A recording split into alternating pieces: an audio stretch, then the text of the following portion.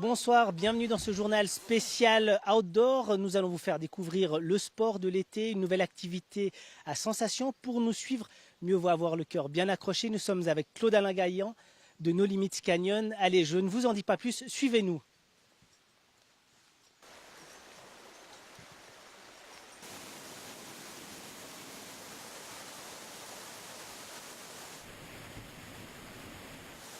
Voilà, nous nous trouvons dans le canyon de la Salanfe avec Claude-Alain Gaillan.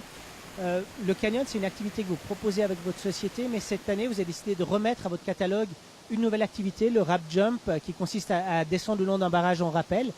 Pourquoi vous avez remis cette activité-là à l'ordre du jour? Bon, déjà, on a dû arrêter pour des causes de travaux sur le barrage, consolidation. Et puis après, on n'a pas réobtenu l'autorisation parce que c'est assez compliqué. Et puis, on s'est dit que c'était exactement dans notre philosophie de proposer ce genre d'activité où chacun peut découvrir de nouvelles sensations, se surpasser, et puis tout ça dans des environnements assez incroyables. Vous êtes la seule société à proposer cette activité en Suisse, même en Europe. Ça veut dire que ça s'adresse à très peu de gens, c'est un marché de niche. Il n'y a pas d'intérêt pour d'autres sociétés à aller sur ce créneau-là. Alors, c'est pas un marché de niche dans le sens où tout le monde peut venir essayer, de l'enfant de 7 à 77 ans, on pourra dire. Chacun à son niveau, on a des différents ateliers. Par contre, c'est extrêmement compliqué de mettre sur place une activité comme ça, parce qu'il faut déjà trouver le site, avoir l'autorisation du barragiste, du propriétaire du barrage, et puis après avoir toutes les compétences, les diplômes, les assurances qui certifient tout ça. Donc c'est pour ça qu'on est la seule en Europe et peut-être même au monde, mais on n'a pas trouvé d'autres. Donc on est content et on aime avoir des choses exclusives à proposer à nos clients. Voilà, merci pour ces premières précisions. Je vous propose de voir le sujet d'Yves Balmer qui était tourné du côté du barrage des Toules. Didier se prépare à son baptême de Rap Jump, pour le plaisir, mais aussi pour le travail. Directeur d'une colonie de vacances à Haute-Nynda, il s'intéresse à ajouter cette activité à son offre estivale. Et pour ça, rien de tel que d'essayer. Ma femme va être contente.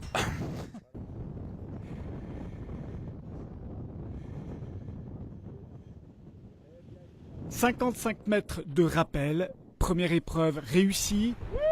La suite s'annonce, elle, plus vertigineuse. Cette initiation, Didier est venu la vivre avec deux de ses profs de sport, Jürgen et Thomas, eux aussi débutants. On va profiter avec Hervé de vous équiper, donc d'un harnais, d'une longe dynamique et d'un casque et une paire de gants. Ensuite, je vais ouvrir la porte, vu que c'est un ouvrage privé. Importé d'Australie, le Rap Jump se pratique sur le barrage des Toules depuis 20 ans, avec l'accord de ses propriétaires, les forces motrices du Grand Saint-Bernard et Romande Énergie, un cas exceptionnel en Suisse. Changement de poste, le guide monte à présent la dernière station, la plus haute, pile au centre du barrage, et toujours la même installation. On a fait breveter ça par l'EPFL à Lausanne, donc ça a été un travail de longue haleine, où on a testé vraiment la charge et la répartition de la charge sur les points d'ancrage, sur la structure et sur la corde. Tout est prêt, cette fois 86 mètres de vide, s'offre à Didier. C'est la routine là maintenant, Didier? Pas encore, hein. J'ai encore les jambes qui bougent, hein.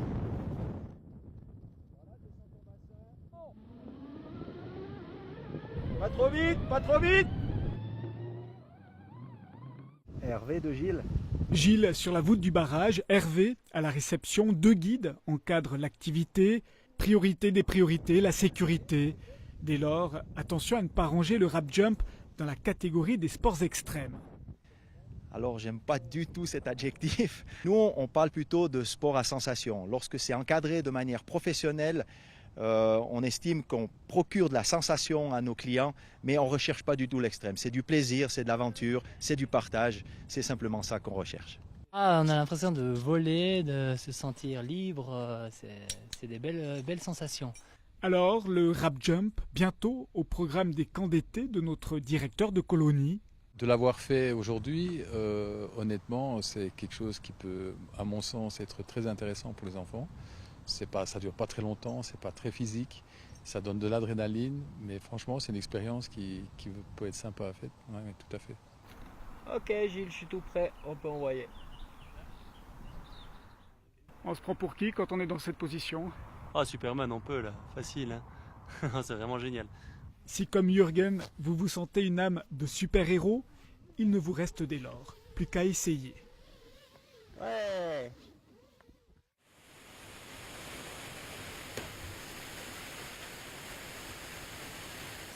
Voilà, on se retrouve ici du côté de Salanf avec Claude-Alain Gaillan. On l'a vu, c'est une activité qui est très encadrée par des professionnels de la montagne comme vous. Quel est le premier conseil que vous pouvez donner à des gens qui vont partir pour pratiquer ce type d'activité en montagne du canyon, la Via Ferrata ou d'autres activités en haute montagne? Bon, la première chose, si on n'a pas l'habitude, c'est d'être encadré par des guides professionnels dans leur branche de prédilection, que ce soit en canyoning ou dans n'importe quelle autre activité. Et si on décide de le faire seul, c'est vraiment d'avoir le bon matériel d'une part, de savoir l'employer et d'avoir les bons réflexes qu'on a en montagne. Ça veut dire prendre avec soi quand même un sac à dos avec un minimum à boire, de quoi avoir les premiers secours. Vraiment être préparé. Mais la meilleure approche, c'est d'être encadré par des professionnels qui vous amènent pour apprécier 100% l'activité. Dans votre pratique au quotidien, vous rencontrez beaucoup de gens qui partent en montagne, qui ne sont mal préparés, mal équipés? On en voit, malheureusement. On se permet des fois de les reprendre un petit peu. Mais je pense que de plus en plus, les gens sont mieux en mieux sensibilisés, grâce aux médias notamment. Et je pense qu'il y a encore du travail, mais que ça va de mieux en mieux. Il y a un sport grand public qui paraît facile d'accès, c'est la Via Ferrata, où on imagine partir avec ses enfants. Du coup, il y a de plus en plus de fois où la maison du sauvetage doit intervenir pour des gens qui sont fatigués, exténués. C'est une nouvelle problématique à prendre en compte du côté des secours. Oui, alors la Via Ferrata, c'est faussement facile. Parce que c'est facile tant que tout va bien. C'est comme si on fait de la voile au milieu de la mer et qu'il n'y a pas de vent. Et tout d'un coup, dès qu'il y a un petit problème, tout devient grave parce qu'on est en verticalité. Donc, encore une fois, c'est déjà de connaître l'équipement, de savoir comment on l'utilise, de savoir pourquoi on va dans une Via Ferrata, à quel moment. Et encore une fois, de suivre des formations, de se faire accompagner au début pour avoir les bons réflexes. Et ça, je pense qu'à l'avenir, ce sera de plus en plus préconisé. Alors dans notre prochain reportage, on va parler du projet 13 Faces du Valais qui magnifie ce Valais avec des images qui sont absolument somptueuses, de professionnels de la montagne qui font aussi bien de la grimpe que de l'delta ou des choses comme ça. Vous avez participé à ce projet-là avec des images spectaculaires de descente du glacier d'Aletsch. Racontez-nous votre participation à ce film. Bon, on a eu la chance de participer à ce film du bicentenaire en allant faire des images qui sont pas faciles à faire, aller sur le glacier d'Aletsch, trouver le jour J pour faire une descente exceptionnelle en hydrospeed. Pour moi, ça restera un souvenir incroyable parce qu'on a eu la belle journée, on l'attendait, on l'avait planifié. Et puis en plus, j'ai pu le partager avec mon ami et collègue Gilles. Donc c'était parfait. Et puis on est fiers de montrer cette image aussi du Valais qu'on a moins l'habitude de voir. Donc les recoins et puis les possibilités infinies qu'il y a. Parce que voilà, on n'a encore pas tout exploité. Merci Claude-Alain. Moi, je vous propose tout de suite de voir le reportage de Samuel Bonvin. Il a été tourné hier du côté de Loèche lors d'un des derniers jours de tournage de ce fantastique projet 13 Faces du Valais. Le risque, c'est quelque chose avec lequel je peux vivre. Le danger, j'ai beaucoup plus de peine. Mais j'ai beaucoup réfléchi à ça, aux conséquences, à cette proximité entre guillemets avec la mort. En tout cas, en cas de problème ou d'erreur. 13 faces, 13 districts visités et autant de portraits de passionnés de montagne. Pour l'équipe, c'est une année de tournage qui s'achève ici, au-dessus de Loèche. On clôture donc ce film avec un tournage plutôt cool. On va chercher plutôt l'esthétisme dans les plans, on a le temps, on rayonne, c'est comme un mini studio qui est là pour nous. Un studio grandeur nature baigné de soleil pour tourner le dernier portrait de cette galerie hors du commun. Derrière nous, il y a 4 eyeliners qui sont en train de tirer une ligne de 50 mètres pour pouvoir traverser cette gorge en équilibre sur cette ligne. Et puis ils vont ensuite en tirer une plus longue de 130 mètres. Et on est avec des jeunes qui ont entre 19 et 25 ans.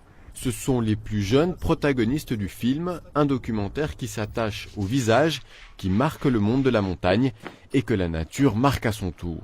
On a eu la chance de voir toutes les saisons, on a eu la chance de voir la très haute montagne, la plaine, de l'eau. On a été à travers tous les éléments possibles et imaginables avec pas mal d'embûches et énormément d'excellents moments. Mais bon, ce que je retiendrai le plus, moi, c'est vraiment les caractères qu'on a rencontrés, c'est vraiment ces personnages, c'est ça qu'on voulait s'atteler à faire. C'est vraiment des portraits de Valaisans typiques ou atypiques, ça dépend des cas. Évidemment, il y a une facette un peu extrême avec des sports engagés, mais il y a aussi des amoureux de la montagne qui vivent la montagne de manière beaucoup plus tranquille. Il y a une pilote d'hélicoptère par exemple, il y a un vieux guide de montagne qui nous explique sa manière de pratiquer la montagne. On voulait aussi montrer un peu ces facettes plus humaines de nos protagonistes et puis pas que tomber dans quelque chose de sensationnel avec la performance à tout prix. Après un gros mois de montage, le film sera diffusé pour la première fois le 7 août lors de la journée officielle du bicentenaire à Sion. Il fera ensuite l'ouverture du Festival du film de montagne au Diableret et sera diffusé dans les cinémas romans à l'automne.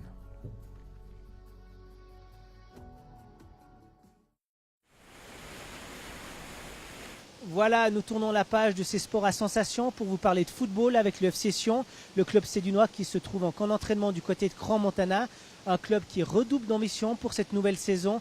Désiré Copé est allé à leur rencontre. Grosse semaine consacrée à la condition physique pour les joueurs du FC Sion. La formation valaisanne, qui a pris ses quartiers sur le haut plateau, prépare avec assiduité la reprise. En Suisse, la particularité, c'est que la période estivale, c'est pas la plus dure. Elle est plutôt en décembre, c'est l'inverse. Donc celle-là, elle est quand même plus facile, puisqu'on est déjà direct en haut, on est déjà sur des intensités qui sont assez, je veux dire, moyennes, fortes. Donc c'est assez court, donc c'est pas le plus fastidieux. Oui, mais il faut quand même se taper des haltères et dans une moindre mesure laisser la balle de côté. C'est vrai que c'est moins drôle de faire des intermittences en ballon, mais après comme c'est notre métier, on sait qu'on doit le faire. Donc soit on se dit qu'on n'a pas l'envie et qu'on est négatif, soit on se dit que c'est indispensable et qu'il faut le faire parce que c'est pour notre bien, quoi. La totalité du staff technique participe à l'élaboration des entraînements.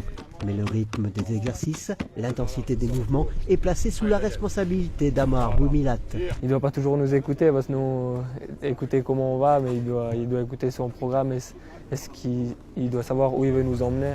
Et donc il doit des fois avoir cet écart entre le préparateur et les joueurs. Levez la main, restez comme ça. Le préparateur physique un bourreau, pas toujours évident de se démarquer d'une étiquette qui colle au crampon. On arrive par expérience à contourner tout ça, à moins se faire détester. Les joueurs, je veux dire, ils sont demandeurs.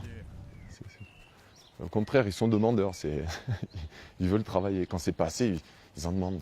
Je veux dire, là, ce groupe, il faut vraiment plus le freiner. Les bons résultats du printemps, ils sont certainement pour beaucoup. Le travail est plus facile pour tout le monde. Il est plus facile parce que les joueurs, voilà, on est dans la vérité. Il y a quelqu'un qui m'a dit un jour, c'est le résultat qui donne la vérité. Et je pense qu'il n'a pas tort. C'est le résultat dans notre profession qui nous dit si on fait juste ou on fait faux. La réponse tombera dès les premières rencontres de championnat agendées dans la deuxième partie de ce mois de juillet.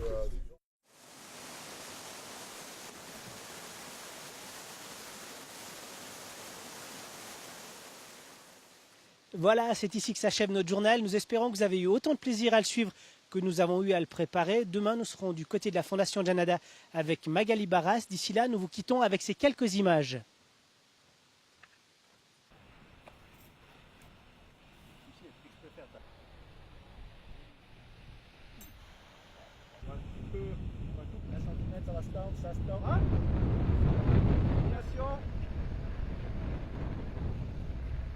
Ça va? Et t'as déjà fait, hein? Tu m'as pas tout dit.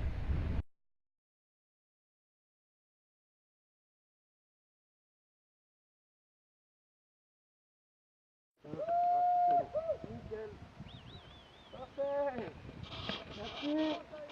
Fantastique.